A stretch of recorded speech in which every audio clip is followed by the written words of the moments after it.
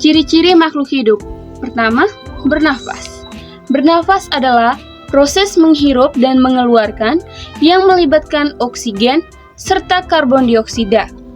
Meskipun seluruh makhluk hidup bernafas, tidak semuanya memiliki cara bernafas yang sama. Misalnya manusia. Manusia bernafas menggunakan paru-paru melalui hidung. Manusia menghirup oksigen dan mengeluarkan karbon dioksida. Sedangkan hewan-hewan bernafas bisa menggunakan paru-paru, insang, trakea, kulit, dan lain-lainnya. Tumbuhan juga memiliki cara bernafas yang berbeda dengan manusia atau hewan lainnya. Tumbuhan bisa menggunakan stomata, lentisel, atau akar rambut yang nantinya menyerap oksigen.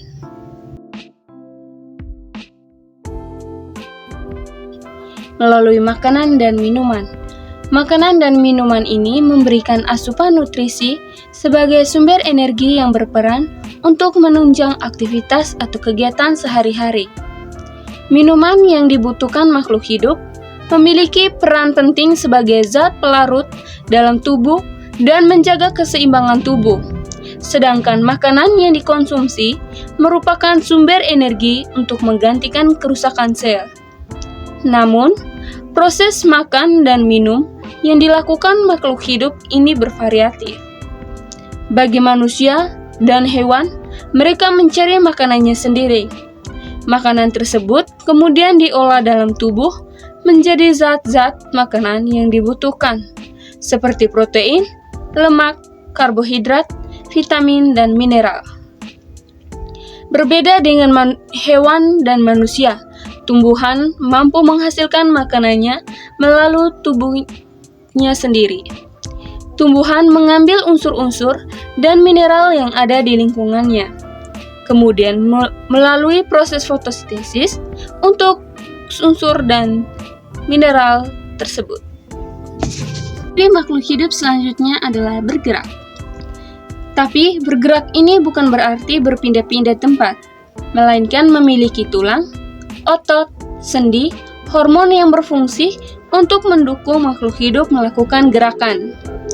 Pada makhluk hidup, seperti hewan dan manusia, gerakan berasal dari tulang, otot, dan sendi, seperti berjalan lari. Sedangkan tumbuhan memiliki cara bergerak yang terbatas. Tumbuhan dapat bergerak karena ada hormon di dalamnya yang membuatnya dapat bergerak.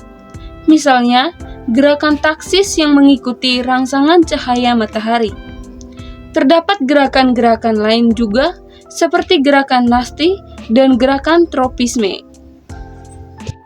Ciri makhluk hidup selanjutnya adalah memiliki reaksi terhadap rangsangan atau iritabilitas.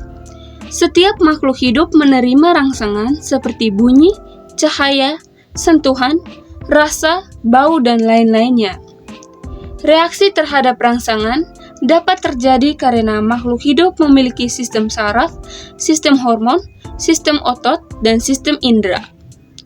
Terdapat beberapa macam reaksi terhadap rangsangan yang dialami oleh makhluk hidup, misalnya bunglon dengan mengganti warna tubuh, atau tumbuhan putri malu yang mengucap jika disentuh. Ciri pada makhluk hidup lainnya adalah dapat bertumbuh dan berkembang. Tumbuh merupakan proses pertambahan besar ukuran makhluk hidup dan tidak dapat kembali ke ukuran semula. Sedangkan berkembang adalah proses pencapaian kedewasaan, misalnya fungsi organ tubuh dan kompleks yang sempurna.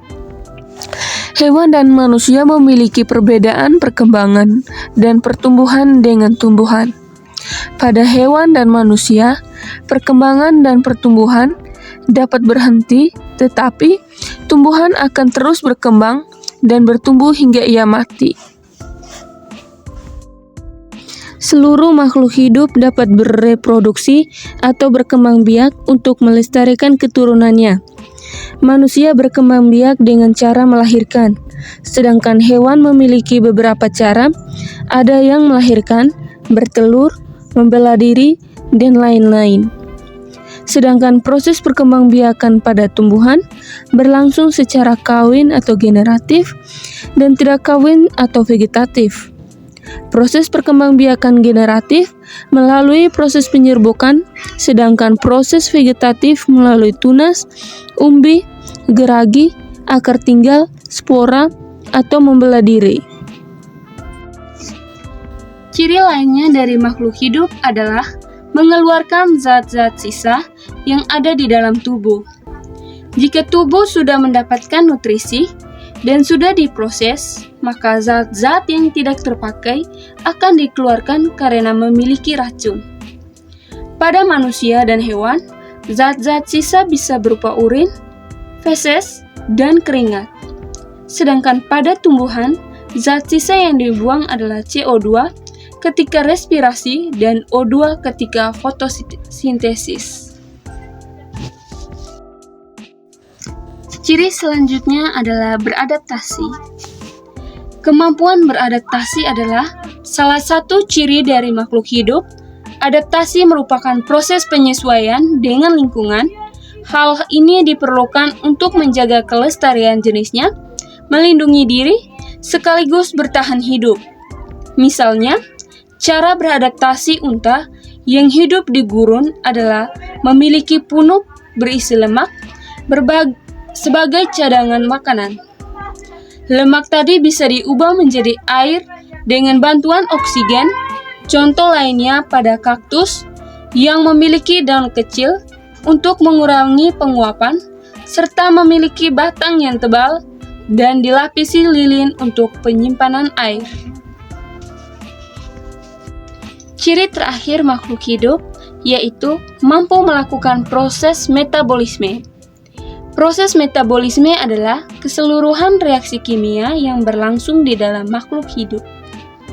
Pada manusia, metabolisme adalah proses pengolahan zat gizi dari makanan yang nantinya diubah menjadi energi. Tapi jika pada tumbuhan, proses metabolismenya adalah fotosintesis. Jadi, kesimpulan dari materi kita ini adalah makhluk memiliki ciri tertentu yang membedakannya dengan benda tak hidup. Makhluk memiliki aktivitas bernafas, bergerak, menerima, dan menanggapi rangsangan, memerlukan makanan, tumbuh dan berkembang biak. Sedangkan benda tak hidup tidak melakukan aktivitas tersebut.